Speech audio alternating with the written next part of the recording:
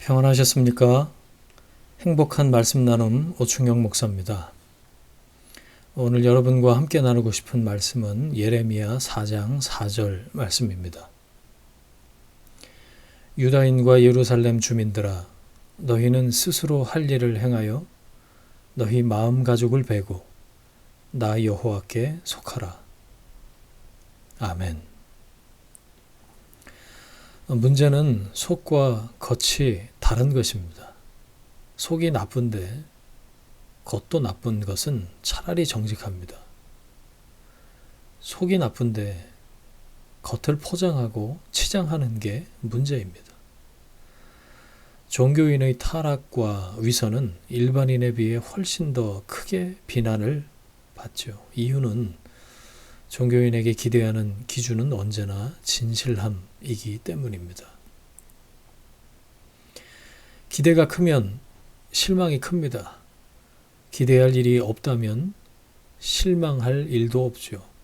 실망할 일이 없다면 나무랄 것도 없을 것이고 비난할 일도 없습니다. 때문에 신앙인의 가장 큰 죄악은 위선입니다. 믿지 않는데 믿는 채 하는 것이고 옳지 않은데 옳은 채 하는 것이죠. 남을 속이는 일입니다. 속이면 사람은 속을 수 있습니다. 그러나 하나님은 속지 않습니다. 하나님은 거짓에 속지 않고 과장에 속지 않고 동기에도 속지 않습니다. 특히 동기가 불순하면 100가지가 다 무용지물입니다. 사람들이야 놀라기도 하고 칭찬도 하겠지만 하나님은 아닙니다. 모든 것을 외면하십니다.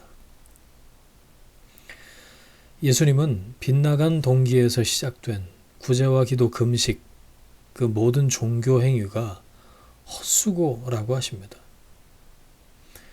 바울은 사랑이 없다면 만사 헛일로 규정합니다. 하나님은 마지막 기회를 주십니다. 돌이킬 수 있는 최후의 기회입니다. 내게로 돌아오라고 하십니다.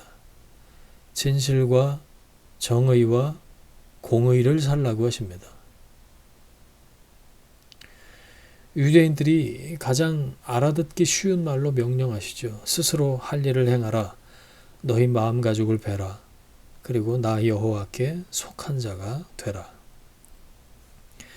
하나님께 속하기 위해 마음의 가죽을 벤다는 건 어떤 뜻일까요? 할례는 여호와의 백성임을 나타내는 표시였습니다. 나아가 할례를 통해 할례 이전의 과거는 죽고 새롭게 되어 다시 태어남을 의미했습니다. 과거를 끊으라고 요구하시는 거죠. 불신앙을 끊어내는 것이고 불순종을 끊어내는 것이 할례입니다.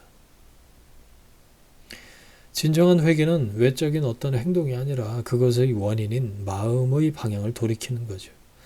하나님은 이스라엘 백성들에게 마음 가죽을 베고 나 여호와께 속하라 라고 하셨습니다. 겉으로 형식적인 회개가 아니라 참된 마음의 회개를 하고 하나님께로 돌아오라는 말씀이죠.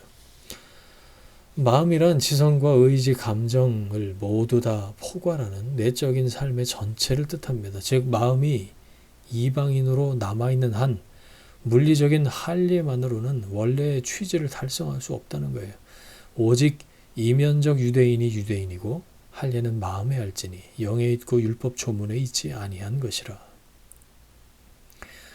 하나님의 백성들은 하나님께서 절대로 내버려 두지 않으십니다.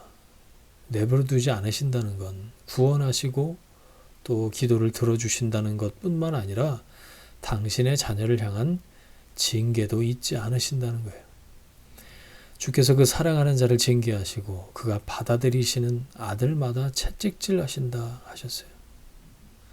히브리서 이 구절에서 징계라고 번역된 말이요. 사람 만든다라는 뜻이에요. 이토록 사랑하신다는 거예요. 그렇게 하기 위해서 먼저 묵은 땅을 갈라고 하십니다. 이 말은 호세아가 이미 했어요. 너희가 자기를 위하여 공의를 심고 인애를 거두라. 너희 묵은 땅을 기경하라. 지금이 곧 여호와를 찾을 때니 마침내 여호와께서 오사 공의를 비처럼 너희에게 내리시리라.